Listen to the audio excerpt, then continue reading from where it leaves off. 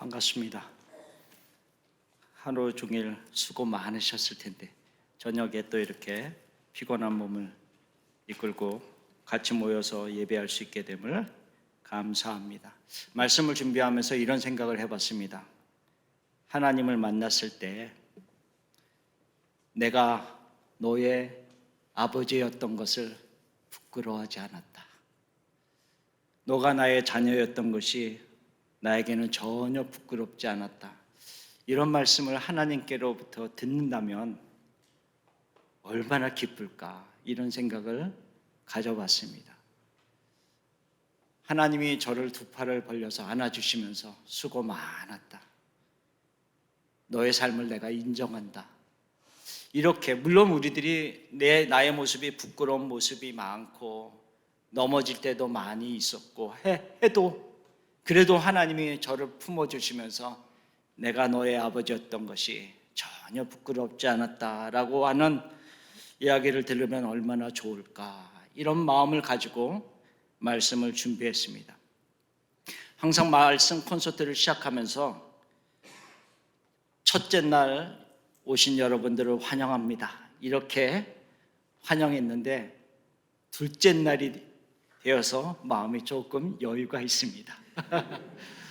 어제부터 우리가 말씀 콘서트로 시작을 해서 어제 우리 백운영 목사님께서 말씀을 잘 전해주시고 또 목사님께서 말씀하신 대로 전체 지휘자이신 하나님의 지휘 아래에서 하루하루 말씀이 선포되어지고 그 말씀이 선포되어짐으로 말미암아 하나님께서 우리 교회 공동체에게 말씀하시는 그 말씀을 듣고 또 각 개인에게 전하시는 하나님의 그 마음을 깨닫는 귀한 시간이 되기를 먼저 예수님의 이름으로 축원합니다. 오늘 우리는 목사님께서 말씀하셨듯이 끝까지 믿음으로 살다라고 하는 제목을 가지고 히브리서 11장의 말씀을 같이 나눠보고자 합니다. 히브리서는 당시 흩어져 있는 히브리인들에게 쓰여진 서신이었습니다. 복음을 받아들였다가 주위에 있는 많은 압박으로 인하여서, 박해로 인하여서, 또 영적으로 미혹하는 여러 가지 일들로 인하여서 그들이 옛날로 돌아가고자 하는 그런 유혹을 가지고 그렇게 흔들리는 히브리인들에게 그것이 아니다, 너희가 지금 복음을 받아들인 그 예수 그리스도가 어떠한 분인지를 알아야 된다라고 하는 주제를 가지고 예수 그리스도가 어떤 분이심을 전하는 것이 히브리서 말씀입니다. 그래서 히브리서를 전체적으로 살펴보면 예수 그리스도는 선지자보다, 천사보다 뛰어난 하나님의 아들이시다라고 하는 것을 전하고 있습니다. 예수 그리스도는 모세보다도 탁월하신 분이시다라고 하는 것을 전하고 있습니다. 아울러 예수 그리스도는 모든 제사장보다 탁월하신 멜기세덱의 반차를 따른 왕이시요 대제사장이다 라고 하는 것을 전하면서요, 아울러 무엇을 전하고 있냐면 옛 언약의 제사를 통하여서 짐승의 피로 드리는 그 속죄가 아니라 이제는 예수 그리스도의 친히 그 몸을 들여서 드린 새 언약, 그 피로 인해서 구속을 받은 그분 예수 그리스도를 통한 구속을 이루신 그 복음 안에 우리가 있는 것이다 라고 하는 것을 히브리서 1장부터 10장까지 오직 예수 그리스도, 그분에 대해서 전하고 있는 것이 지금 히브리서 말씀입니다. 그렇기 때문에 히브리서 10장 마지막 구절에 37절에는 이렇게 얘기하고 있습니다. 잠깐 후면 오실 이가 오시리니 지체하지 아니하리라. 흔들리지 말아라. 복음을 받아들인 너희들이여, 흔들리지 말고 잠깐 오면 그 예수께서, 그리스도께서 다시 오실 것이다 라고 그 당시 히브리 사람들에게 전했던 것처럼 오늘 우리들에게 전하고 있습니다. 흔들리지 마십시오. 복음을 받아들인 우리들 흔들리지 마시고 잠깐 후면 그 예수 그리스도께서 오십니다. 그리고 히브리서 10장 38절에 이렇게 말씀하고 있습니다. 나의 의인은 믿음으로 말미암아 살리라. 나의 의인은 믿음으로 말미암아 살리라. 또한 뒤로 물러가면 내 마음이 그를 기뻐하지 아니하리라 하셨느니라 라고 1장부터 10장까지의 예수 그리스도의 소개하는 그 내용을 그렇게 마치고 있습니다. 그렇기 때문에 히브리서의 전체 내용은 예수 그리스도를 믿는 믿음이라고 하는 주제를 가지고 지금 전하고 있는 것입니다. 그리고 나서 오늘 우리가 살펴보고자 하는 11장이 나오는 겁니다.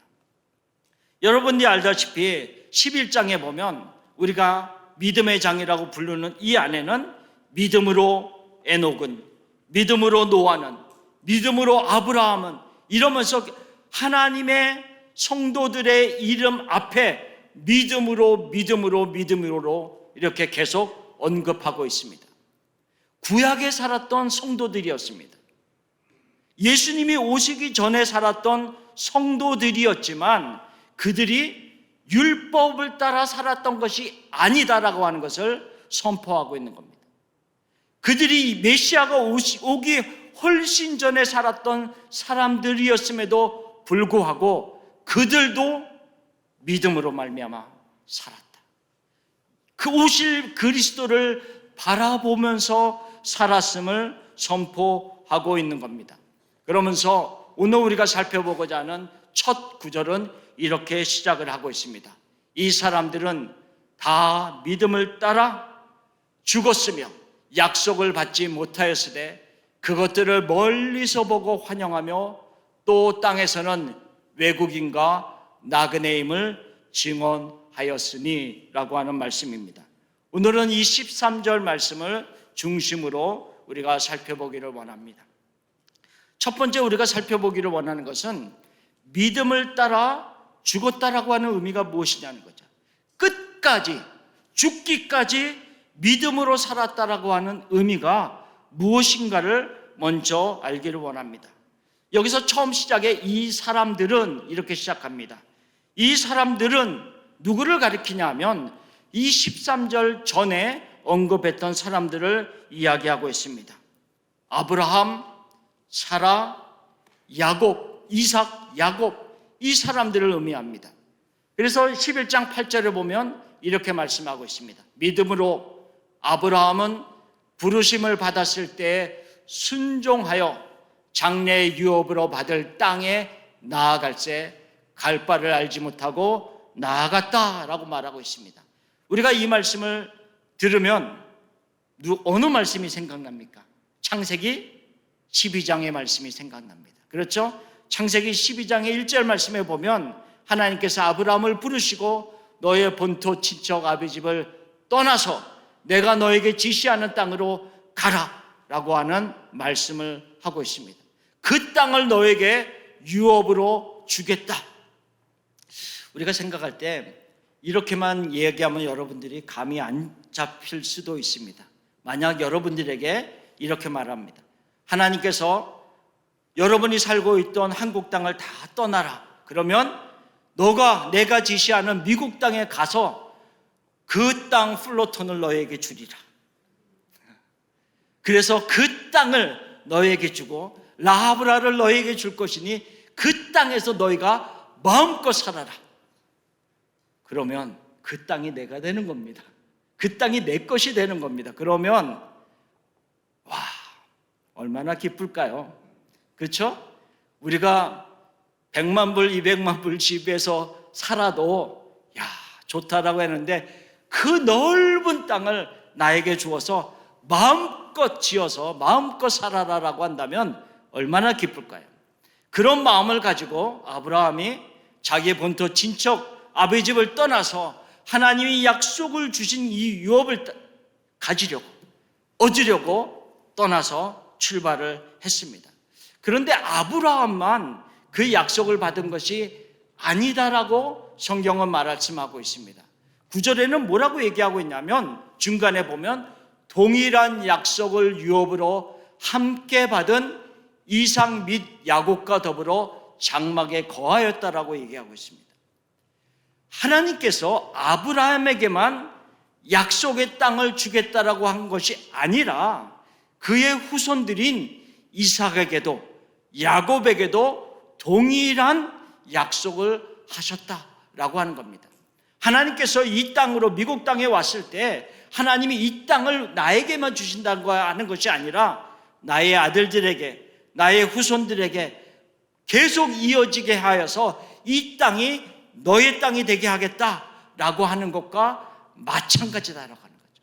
나 혼자 하나님의 약속을 받는 것이 아닙니다. 항상 하나님의 약속은 나 혼자 받는 것이 아니라 이어져서 후대까지 이어져서 다음 세대까지 계속 이어지게 만드는 것이 하나님의 약속이다라고 하는 것을 말씀하고 있습니다. 그렇다고 하면 사라도 빠질 수가 없겠죠. 11절에 보면 뭐라고 얘기하고 있습니까? 믿음으로 사라 자신도 나이가 많아 단산하였으나 잉태할 수 있는 힘을 얻었으니 이는 약속하신 일을 미쁘신 줄 알았음이라 라고 말하고 있습니다. 이들은 다 믿음으로 하나님을 바라보는 사람들이었다라고 말씀하고 있습니다. 그들이 구약의 성도들이었지만 예수님이 오시기 훨씬 전에 살았던 사람들이었지만 이들도 믿음으로 살았던 사람들이었습니다. 그들도 오실 메시아를 바라보면서 믿음으로 살았던 사람들이었다라고 하는 것을 말씀하고 있습니다. 그러면 아브라함에게 주신 약속을 크게 두 가지로 보면 첫 번째는 땅을 기업으로 주겠다라고 하는 것이었고 두 번째로는 그 땅을 너에게만 주는 것이 아니라 약속의 자손을 주어서 그 땅을 너와 내 자손, 하늘의 별과 같이 많게 될 내 자손 그들에게도 주겠다. 약속의 땅, 약속의 자손, 이 두 가지를 크게 보면 이 두 가지를 약속하셨습니다. 하나님께서 약속하셨다라고 한다면 빨리빨리 허락하시면 얼마나 좋겠습니까? 그렇죠? 하나님이 약속하셨는데 그것이 그 다음에 이루어졌더라 라고 생각한다면 얼마나 좋겠습니까? 한국을 떠나서 미국에 왔더니 바로 하나님께서 약속을 허락하셨더라 라고 했다면 얼마나 좋겠습니까? 그런데 하나님의 약속은 이렇게 금방금방 이루어지지 아니합니다. 하다못해 약속의 자손 이삭을 얻기까지 얼마나 많은 세월이 지나갔습니까? 100살이 되어서야 그 약속의 아들 이삭을 품에 안을 수 있었습니다. 이토록 하나님은 너무나도 오랜 기간을 인내하게 하시면서 우리로 하여금 믿음을 갖고 기다리도록 하시는 하나님의 모습이 있습니다. 그래서 여기에 보면 13절에 약속을 따라 죽었다라고 하는 말씀이 있습니다. 하나님으로부터 믿음을 받았지만, 약속을 받았지만 믿음을 따라 죽었다라고 하는 이 모습 속에서는 어떤 모습이 있냐면 믿음을 따라 죽었다. 믿음을 받았고요, 약속을 받았고요, 그 약속을 내가 믿었습니다. 그리고 믿음 가운데 하루하루 살았는데 믿음을 따라 죽었습니다. 미국에 처음 와서 로즈힐이라고 하는 묘지를 갔을 때 이제 어디가 어딘지를 몰라서 그 앞에 안내부서에 가서 어느 분의 장례를 참석하기 위해서 왔습니다. 이렇게 얘기하면 그분이 보통 이렇게 얘기하면 쭉 올라가서 오른쪽으로 가시고 왼쪽으로 가시고 이렇게 얘기를 안 하고요, 메모리얼 팍에서 장례를 하는데 파란색 줄을 따라서 올라가세요, 이렇게 얘기합니다. 그러면 그 안내하는 사람의 이야기를 듣고 저는 그때부터 파란색 줄을 따라서 가기 시작합니다. 그렇죠? 오른쪽으로 갈지 왼쪽으로 갈지 전혀 생각 없이 파란색 줄만 따라가면 마지막 도착하는 곳이 메모리얼 채플이었습니다. 마찬가지라는 거죠. 우리가 믿음의 삶을 시작했을 때 하나님께서 우리에게 오른쪽으로 갈지 왼쪽으로 갈지 걱정하지 말아라. 믿음을 따라서 가기 시작하면 내가 너를 인도할 것이다. 너를 인도하여서 결국은 너가 도달하는 곳이 내가 있는 곳이 될 것이다 라고 말씀하는 것과 마찬가지입니다. 믿음을 따라 한 걸음 한 걸음 가다 보니까 믿음을 따라 죽는 순간까지 왔다라고 하는 것을 말씀하고 있는 겁니다. 그런데 그 믿음을 따라 죽었는데 13절에 보면 뭐라고 얘기를 하고 있냐면 믿음을 따라 죽었는데 약속을 받지 못했다라고 얘기하고 있습니다. 믿음을 따라 죽는 순간까지 하나님이 나에게 약속하신 것을 받지 못했다라고 얘기하고 있습니다. 그러면 속은 것 같지 않을까요? 예를 들면 그런 약속은 한 적이 없지만 예를 드는 겁니다. 제가 제 아내랑 결혼하면서 큰 다이아몬드 반지를 못 해줬기 때문에 내가 당신에게 반드시 5캐럿짜리 다이아몬드 반지를 내가 사줄게 이렇게 약속을 했는데 언제까지 못 해줬냐 하면 죽을 때까지. 이런 얘기와 마찬가지라는 거죠. 예를 드는 겁니다. 그런 약속은 한 적은 없습니다. 마찬가지라는 거죠. 하나님이 우리들에게 약속을 했는데 약속을 받은 자가 죽을 때까지 그 약속을 받지 못했다라고 한다면 어떤 마음이 들까요? 그렇죠? 어떤 마음이 들까요? 하나님, 도대체 약속을 했는데 왜 내가 죽을 때까지 그 약속을 안 지켜주시는 겁니까? 라고 여길 수 있지 않겠습니까? 그런데 지금 믿음을 따라 죽었다라고 하는 의미는 뭐냐면 내가 죽는 순간까지 그 믿음, 하나님이 나에게 약속하신 것이 이루어지지 않았다 할지라도 내가 그 믿음을 계속 바라보면서 죽었다라고 얘기하는 것을 의미합니다. 죽는 순간까지 이루어지지 않았는데 그래도 살아계신 하나님이 이루실 것을 믿습니다.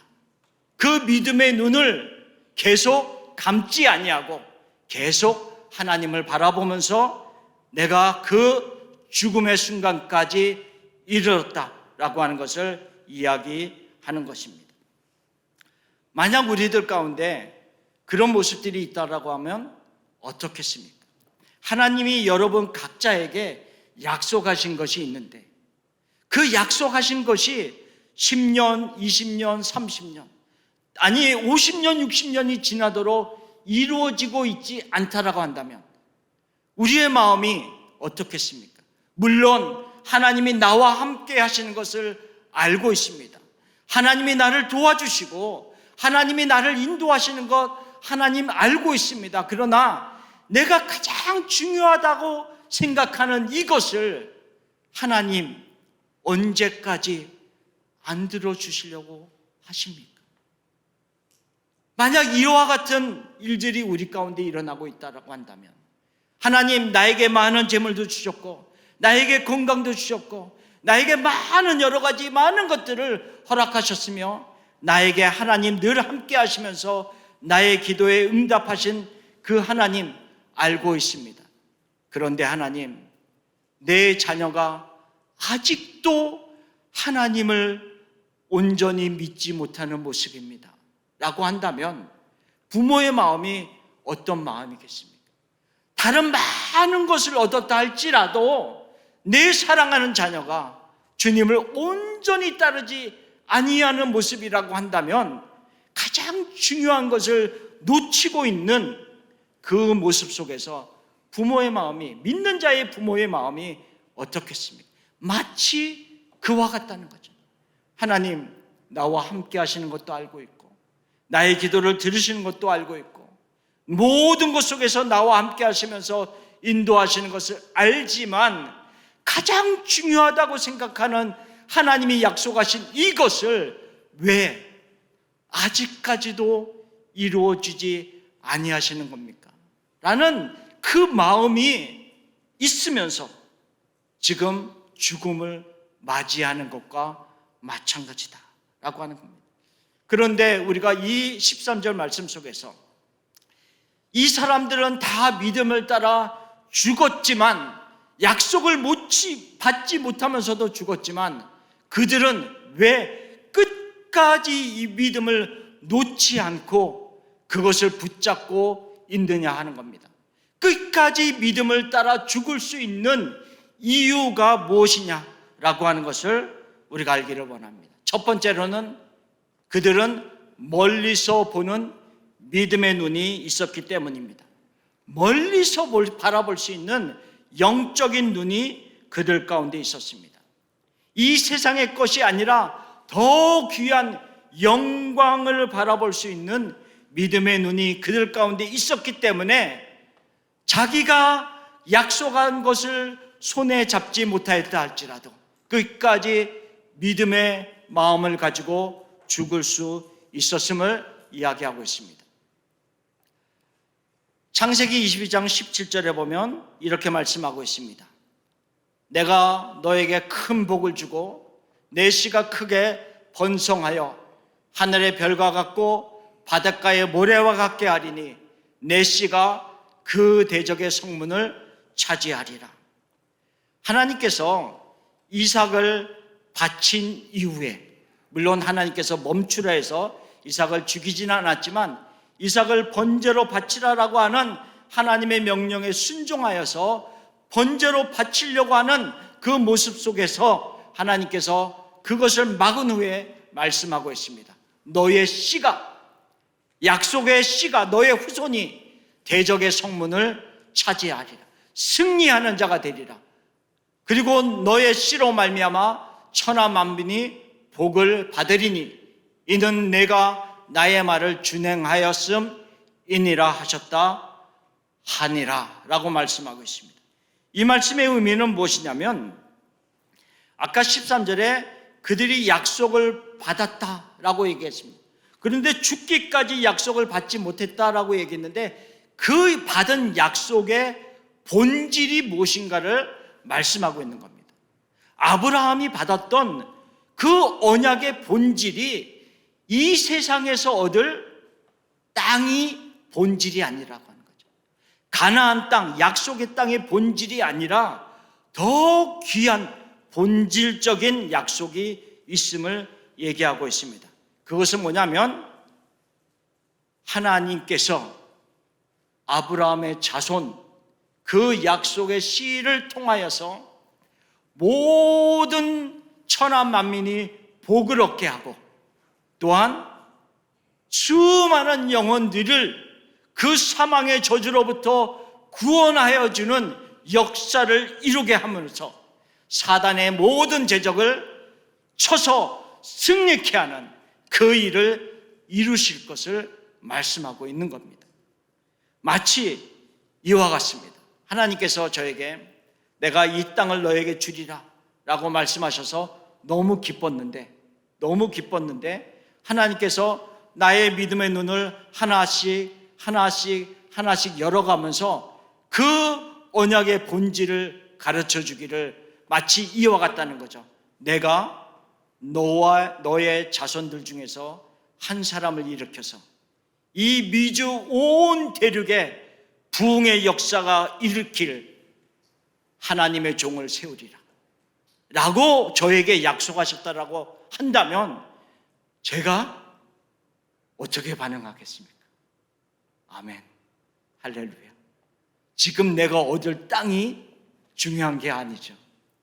지금 내가 얻을 라하브라 땅을 중요한 것이 아니라 하나님께서 나의 자손 중에서 한 사람을 일으켜서 이 미주 땅을, 유럽을, 아시아를 부흥의 역사를 일으킬 자손을 너의 후손 가운데서 세우리라라고 저에게 약속하셨다라고 한다면 하나님, 맞습니다. 그보다 더 귀한 것이 어디 있겠습니까? 하는 것과 동일한 것이라는 거죠. 아브라함이 처음에는 약속의 땅이 본질인 줄 알았습니다. 그런데 그 믿음의 눈이 하나씩 더 열리기 시작하고 하나님이 하나씩 더 알려주기 시작하면서 그 믿음의 본질, 약속의 본질이 땅이 아니라 더 귀한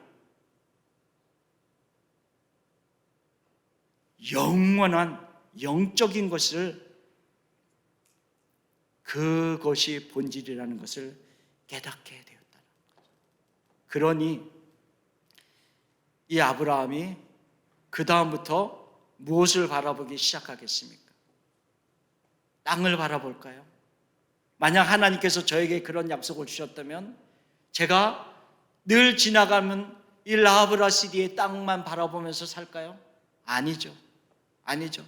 제 후손을 통하여서 이룰 그 부흥의 역사가 이루어질 미주 대륙, 유럽, 아시아, 그 모든 것을 바라보면서 제가 그것을 붙잡고 기도하면서 살지 않겠습니까? 마찬가지라는 거죠. 지금 그래서 이 아브라함이 무엇을 보기 시작했냐면 이것이 아니라 13절에 보면, 다시 돌아가면서 13절을 봅시다. 그래서 무엇을 보기 시작해요? 멀리서 보고라고 했습니다. 멀리서 보고. 멀리서 보기 시작했는데 무엇을 보기 시작했냐면 이 땅을 바라보는 것이 아니라 하나님이 약속한 본질적인 것을 바라보기 시작했다. 본질적인 것.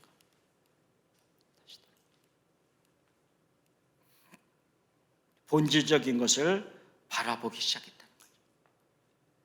하나님께서 요한복음 9장에서 이런 말씀을 하셨습니다.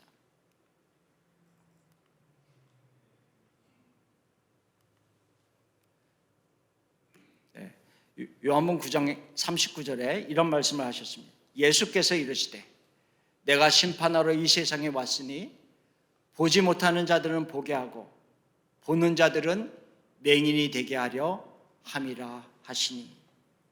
이 말씀이 무엇이냐면 예수님께서 이 세상에 오셨을 때 앞을 보지 못하는 한 맹인이 예수님께 와서 자신의 눈을 띄게 해달라고 간절히 요청을 하였습니다. 예수님께서 멈추어 서서 진흙에다가 침을 뱉어서 진흙을 이겨 그것을 그 사람의 눈에 발라줬습니다. 그리고 나서 실로암 목가에 가서 씻으라 이렇게 말씀하셨습니다. 그 사람이 예수님이 하신 말씀을 그대로 믿었습니다. 실로암 목가로 가서 자기의 눈을 씻었습니다. 그랬더니 눈이 밝아졌습니다. 그런데 그 맹인의 눈을 띄게 해준 날이 안식일이었습니다. 안식일에 그 일을 행했기 때문에 바리새인들은 참을 수가 없었습니다. 그러면서 뭐라고 얘기했냐면 안식일에 그런 일을 행하는 자이니 그는 하나님께로 온 사람이 아니다 라고 얘기하고 있습니다. 그 모든 것을 알고 계시는 예수님이 지금 요한복음 9장 39절에 이렇게 말씀하신 겁니다. 과연 누가 소경이냐 이 말씀을 하는 겁니다. 과연 누가 소경이냐? 본다고 하는 자들은 하나님의 영광을 보지 못하고 있고 지금 맹인은 그 눈을 떠서 하나님의 영광을 보고 있으니 과연 누가 소경이냐라고 하는 말씀을 하고 있습니다. 마찬가지라고 하는 거죠.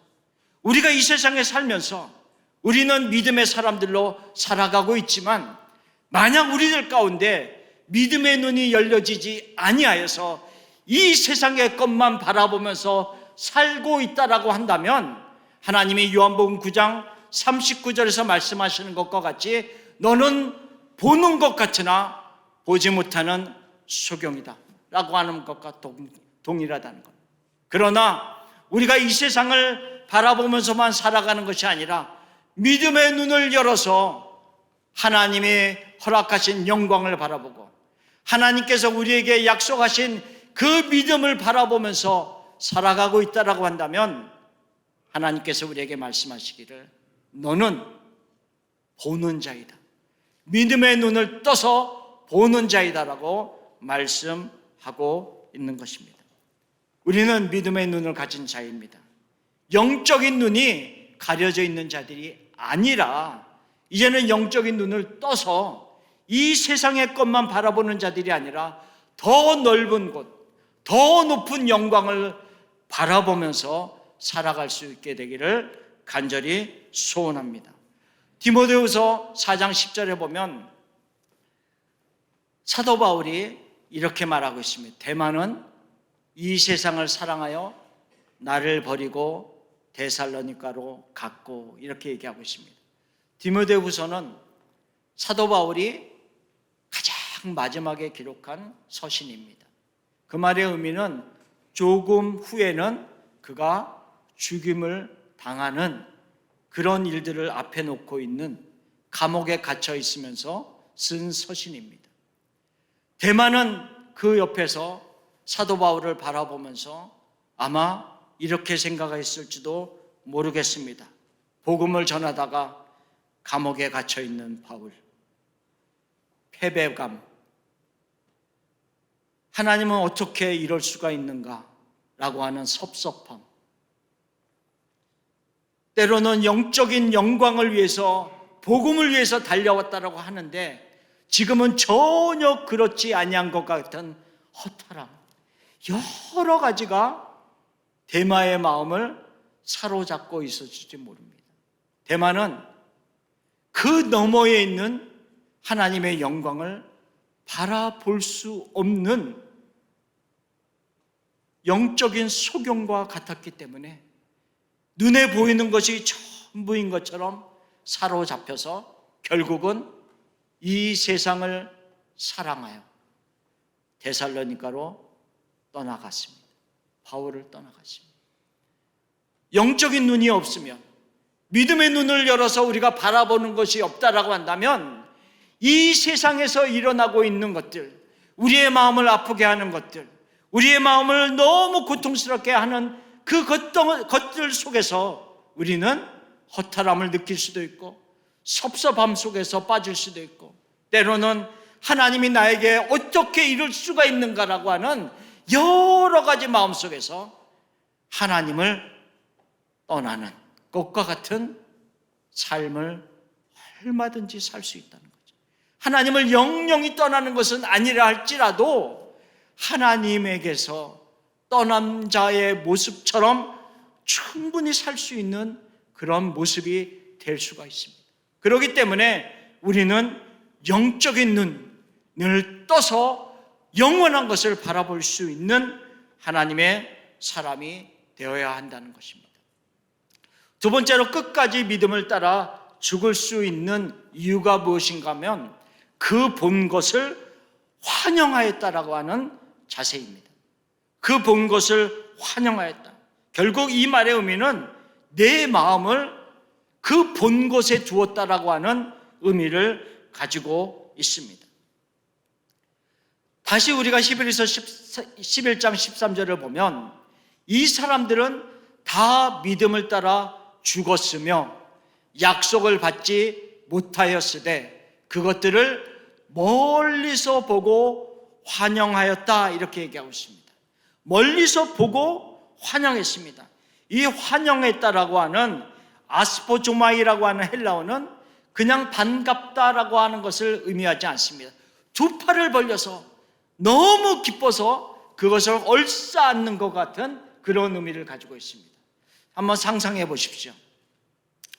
여러분의 사랑하는 자녀가, 아니면 사랑하는 손주들이 좀 멀리 살다가 할머니, 할아버지에게 지금 왔다라고 생각해 보세요. 할머니, 할아버지라고 손자, 손녀가 막 오는데 왔니? 이럴 사람이 있겠습니까?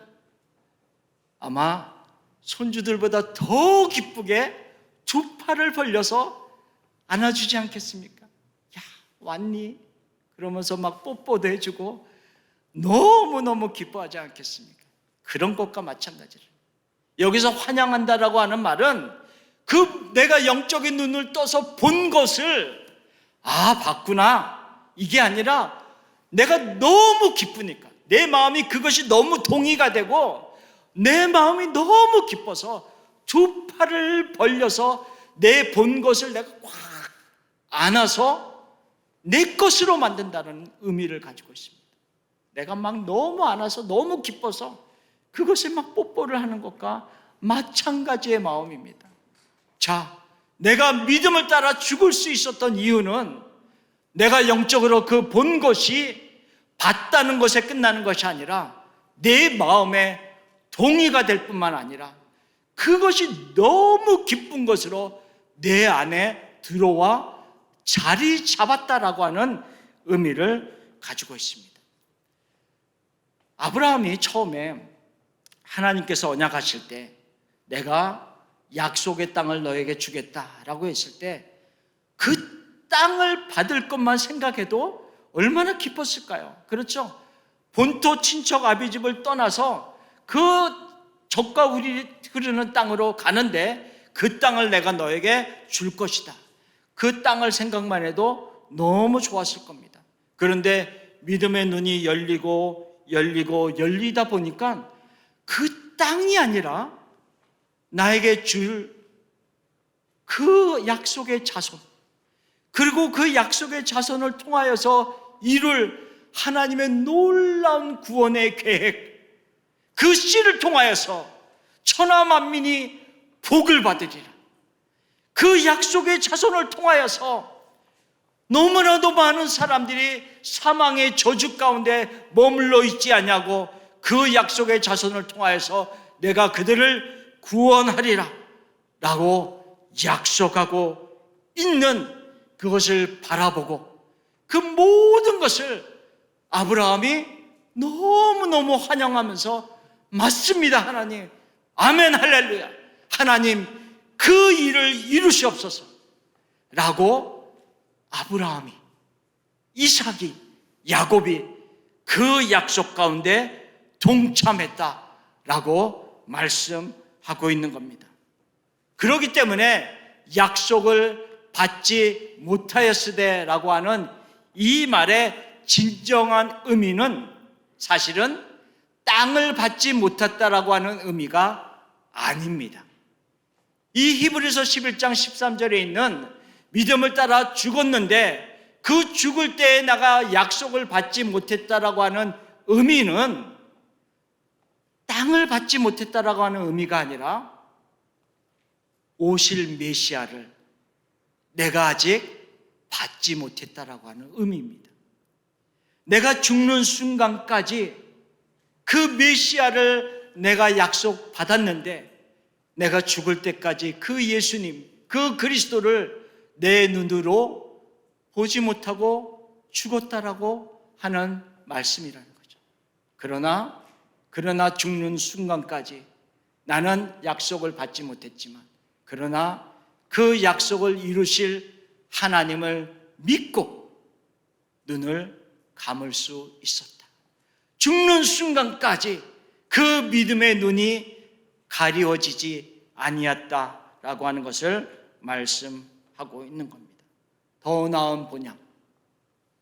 그렇기 때문에 이러한 사람들은 어떤 마음을 가지게 되냐면 더 나은 본향을 사모하는 마음이 그 안에 생겨나고 그 안에 자리 잡기 시작하는 겁니다. 왜? 놀라운 저 영광을 내 믿음의 눈을 떠서 봤잖아요. 그리고 그 본 것을 내 마음이 너무 기뻐서 그것을 내가 가슴에 품고 내 것으로 만들었잖아요. 그러면 그의 삶이 앞으로 어떻게 되겠습니까? 저 나은 본향을 사모하면서 살아갈 수밖에 없지 않겠습니까? 너무 좋은데. 그렇죠? 그래서 믿는 자로서의 정체성이 확립이 되는 겁니다.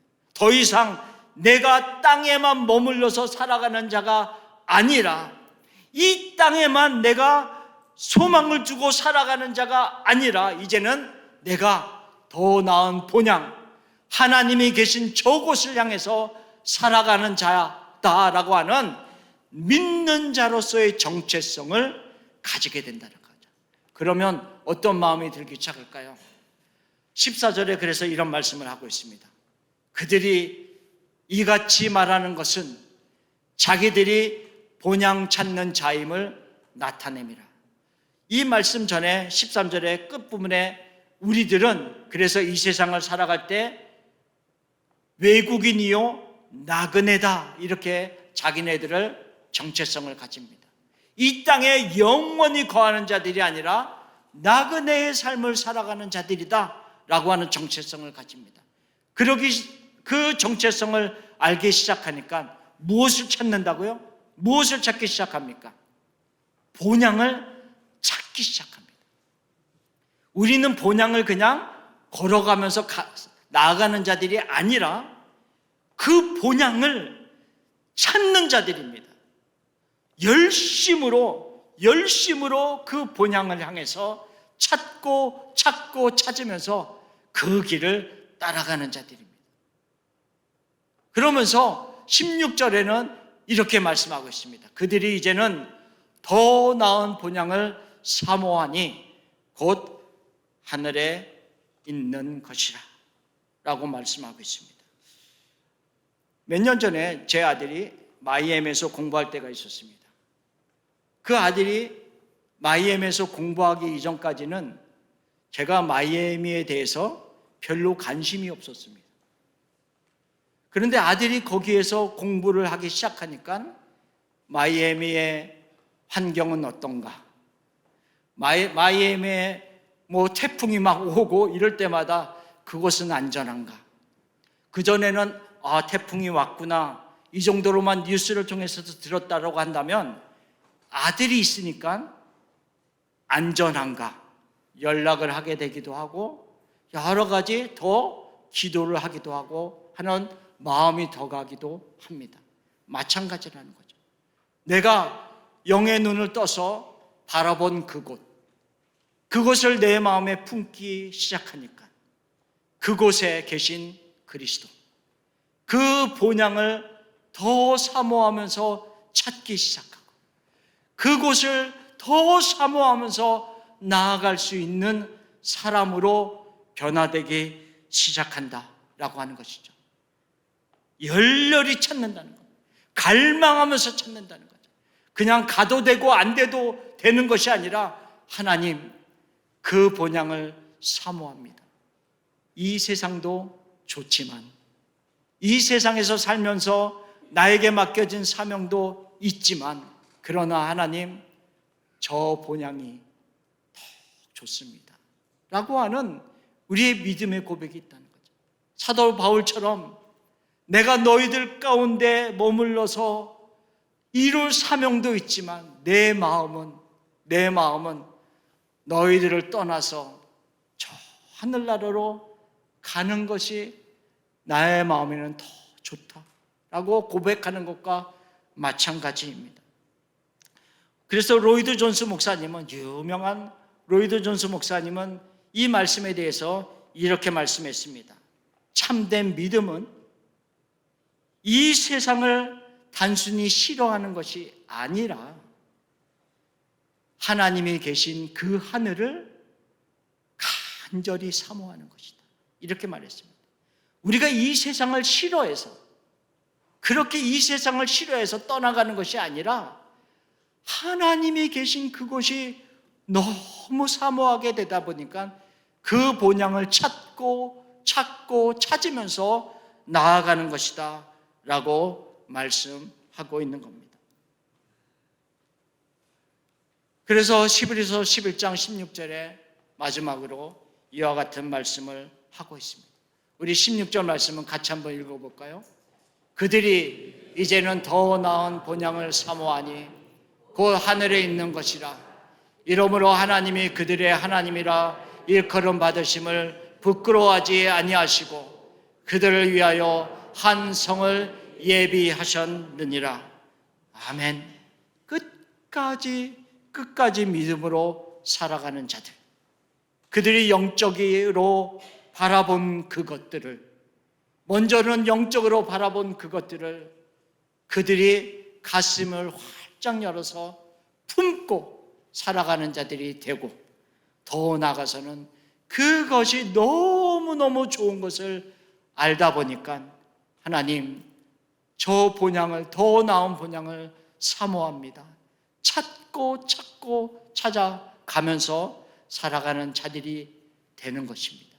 그런 모습으로 살아가는 자들이 된 우리들을 향해서 하나님이 말씀하시기를, 내가 너희들의 하나님이라 일컬음을 받는 것을 부끄러워하지 아니한다 라고 말씀하는 겁니다. 우리들의 부족한 모습들이 있죠. 우리들의 죄된 모습들이 있죠. 넘어지는 모습, 연약한 모습들이 왜 없겠습니까? 그런데 넘어짐의 순간에서 또 일어나서 하나님을 향해서 또 달려가면서 하나님, 이 세상도 사랑하는 모습들이 있지만, 그러나 하나님, 더 나은 본향을 사모합니다. 더 나은 본향을 사모하는 그 마음이 내 안에 있음을 하나님이 아시지 않습니까? 하나님, 그러면서 이런 기도의 제목들이 생깁니다. 하나님, 나의 믿음의 눈을 더욱 활짝 열어 주시옵소서. 나의 믿음의 눈을 더욱 활짝 열어 주셔서 바로 앞에 것만 바라보는 것이 아니라 저 멀리 것도 바라볼 수 있는 믿음의 눈을 가질 수 있는 자가 되게 하옵소서. 하나님, 그리고 그 본 것을 환영할 수 있는 마음을 허락하여 주시옵소서. 그 영적인 눈을 떠서 멀리 있는 그 영광을 바라보고 끝나는 것이 아니라 내 마음에 품고 기뻐할 수 있는 마음을 주시옵소서. 나의 기도의 제목들입니다. 여러분들의 기도의 제목들이 되기를 소원합니다. 이러한 자들은 더 나아가서 하나님, 더 나은 본향을 사모하는 마음으로 내 마음에 가득하게 하옵소서. 내 마음에 가득하게 하옵소서. 주님을 만났을 때 사랑하는 아들아, 사랑하는 딸아, 수고 많았다.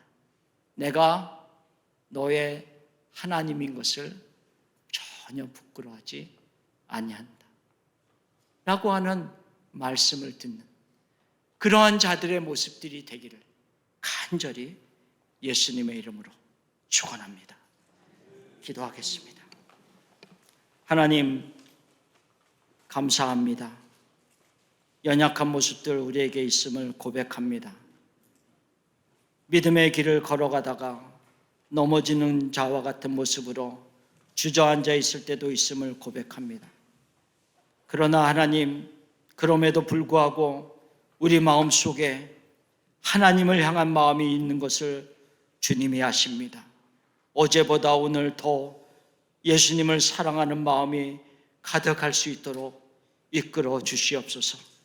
우리들의 영적인 눈이 밝히 띄어져서 멀리 있는 영광까지도 볼 수 있는 믿음의 눈을 가질 수 있도록 도와주시옵소서.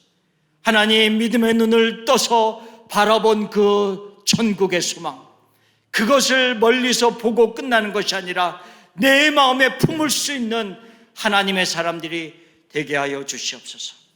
더 나은 본향을 사모하는 자들이 되게 하옵소서. 감사합니다. 예수님의 이름으로 기도하옵나이다. 아멘.